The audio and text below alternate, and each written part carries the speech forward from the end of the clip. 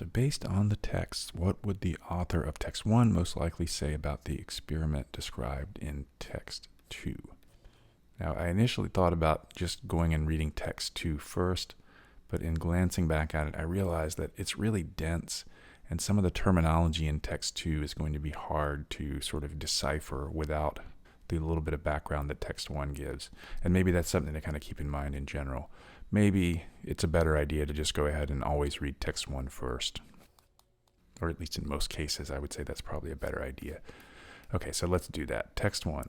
The idea that time moves in only one direction is instinctively understood, yet it puzzles physicists. So in other words, we move from the past to the present to the future and not the other direction.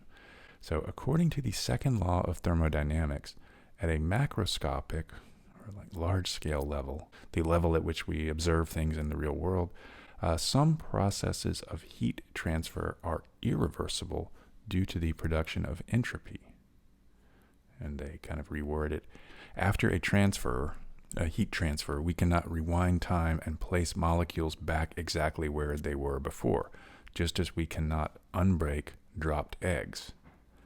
But laws of physics at a microscopic or quantum level hold that those processes should be reversible. Okay, so what are they saying here?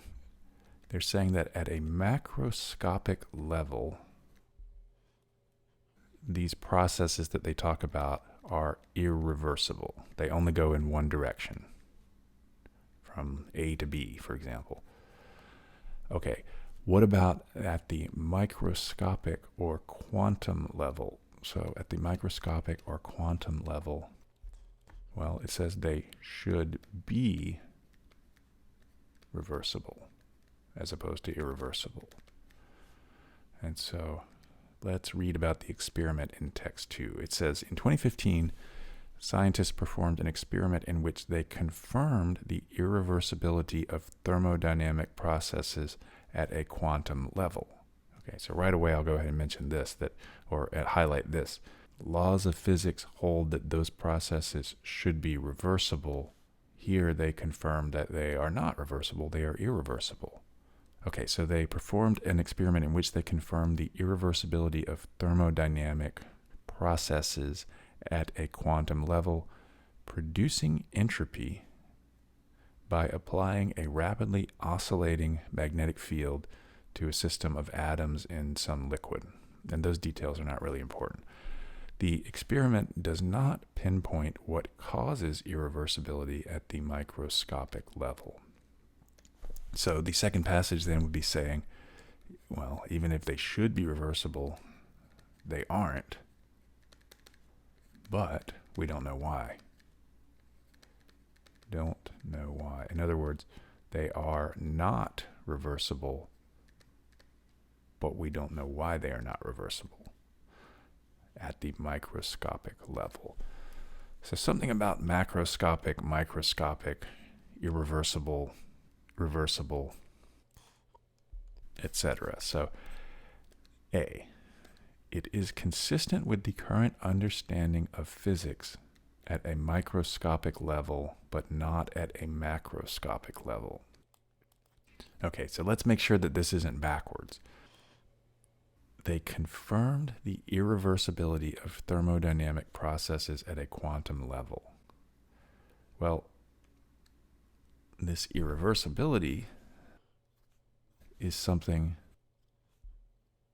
that is consistent with the current understanding of physics.